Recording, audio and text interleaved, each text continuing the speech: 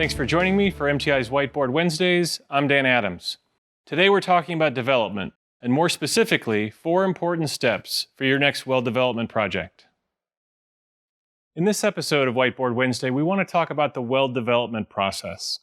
At the end of the day, we want you to be able to weld a component on a production machine and make sure that that component is fit for purpose and meets all of your print tolerances. So how do we get there? So we go through a weld development process in order to make sure that every weld that you get is what you want it to be. Now, if you're using a traditional friction welding process, or if you have experience in friction welding, you may just jump into phase 2, where we're making a weld on a dummy component. It's basically a coupon, but it is the same sort of wall thickness and geometry, but with tooling that already exists. So even though the weld interface might be lower, the clamping surfaces might be larger. And we do this so that you can do a little bit of testing, you can get the metallurgy that you want, you can look at the flash morphology, all those sorts of things happen in phase 2. But we do it with less expensive tooling because by the time we want to tool a production part, that tooling may be much more complicated, it might be more expensive, so we want to be able to prove that the process works inexpensively before we ask you to invest in production grade tooling. Now, once we've done the production grade tooling samples for you, you may exit the weld development at that point in time because you're familiar with the friction welding process and how to make a robust manufacturing process out of it. So we'll come back to that.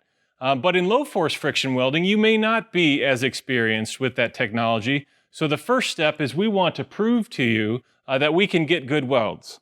And we do that with smaller coupons. We will demonstrate the wall thickness of your component or the geometry on something that we can quickly and easily demonstrate. We're not worried about flash morphology. We're just worried about the weld integrity and the metallurgy. So this gives us a really inexpensive way to demonstrate that the weld will be fit for purpose, and then we can go back to scalability. Now we can go to a full-size sample that again has maybe an enlarged clamping surface, but the right wall thickness and weld area so that you can do some testing. Once we get through the testing, then again we go back to production tooling. Now you're making a little bit more of an investment, but at this point we know that the process is working for you, and we can demonstrate parts that you can test in your normal test rig.